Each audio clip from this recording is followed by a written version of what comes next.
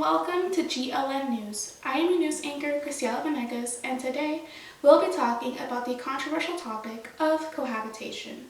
For those of you that do not know what cohabitation is pretty much defined as two people who are in a relationship and who are living together before they are married. In the article, Trends in Cohabitation Outcomes, Compositional Changes in Engagement Among Never Married Young Adults, the author, Karen Benjamin Guzzo, states that in our modern world, marriage is seen as less of a part in the cohabitation process, even though cohabitation has been linked to the marriage process. The percentage of women who have cohabitated has increased by over 30% between the late 1980s and 2010, because cohabitation is now recently being accepted. In 2009 through 2010, 60% of women ages 19 to 44 have cohabitated, nearly double the number of 33% in 1987. During the late 1990s, cohabitation in the U.S. seemed to function as an alternative to being single, even though most people who cohabitated were mostly expected to marry their partners. Approximately 41% of the first marriages formed in 1980 through 1984 began with cohabitation. However, that rate rose to 56% for marriages in 1990 through 1994 and 66% for marriages in 2005 through 2009. In 1995, 58% of people who cohabitated transitioned to marriage. That rate decreased to 51% in 2002 and to 40% in 2006 through 2010. As you can see, marriage is not always viewed as the outcome of cohabitation. Marriage has become more selective and rare in adulthood, and cohabitation has become more popular. The author states that over time, cohabitation has become more likely to dissolve and less likely to transition to marriage. Cohabitation now occurs for people beginning the adulthood phase and for people who have already transitioned to adulthood. Men and women in their late teens and early 20s are not considering getting married, but they cohabitate for economic reasons or for convenience. Now, let's go over and interview some local community members and see what they have to say about cohabitation.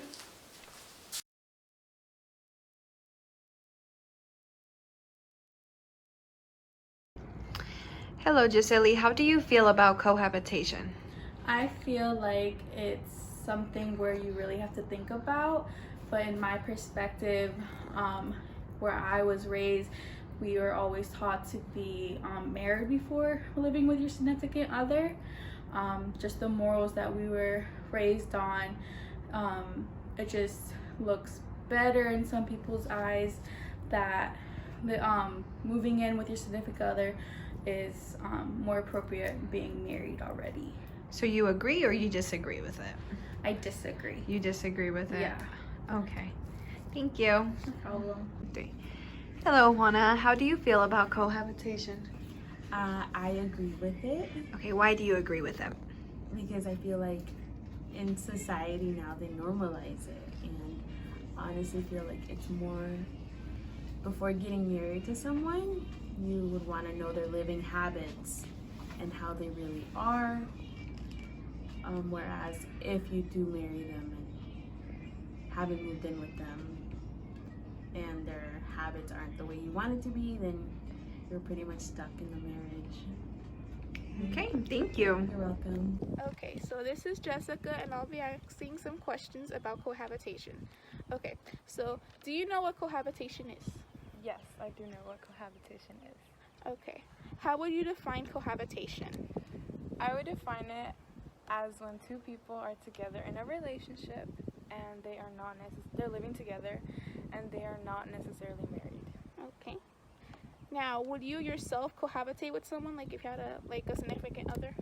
I probably would, but it also depends where I am in life and how far along our relationship is. Okay.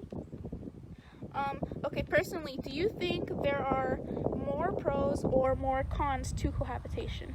I'd say there's both, but there's more pros because you get to know a person more before you actually decide. For example, like if you want to continue a relationship and get married, you already know how that person is and how it is living with them. Okay. So you agree with cohabitation, right? I do. Okay. Now, let's say you yourself have children in the future. Would you let your children cohabitate? If they're at a certain age and they feel ready, then yes. Okay. Now, since you agree with it, what would you say to people who disagree? I would say it's better to cohabitate with someone than then later in the future get married, I guess, and not really like living with them. So, yeah. Okay. And last question. At what age do you believe people should cohabitate? Like I said, when they're ready, or like when they're like over the age of 18, 19, in their 20s maybe. Okay, thank you. You're welcome. Okay, Miss Ashley, just a few questions. How do you feel about cohabitation? I feel that cohabitation is a good idea to get to know how your partner lives, like little perks that they have and things that you may not like.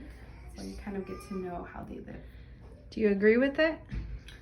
Yeah, I think it's a good idea because, I mean, people have weird likings and dislikings, so something may be a deal breaker. Okay. What would you say to the people that disagree? To the people that disagree, well, I guess at the end of the day, it's your choice, but I think you should know what you're getting into before you get into it. Okay, thank you. You're welcome. Thank you so much for those very interesting comments from our community members. In the article explaining differences in mental health between married and cohabitating individuals, Christine Markuson states that research constantly shows that marriage is beneficial for people's mental health. Various studies have shown that married people show less distress, mental illness, and substance abuse than people who aren't married. However, many studies have produced mixed results. For example, a study done in 1995 shows that people who cohabitate show similar levels of depression to those of people who are married. Other studies show that depression levels for people who cohabitate fall in between those for people that are married and single.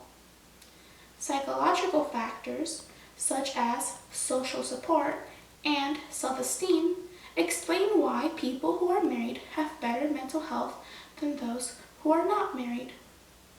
Much of the studies done on marital differences in well-being have shown the higher socio-economic status of married couples compared to unmarried couples is one of the main reasons for why married people have better mental health.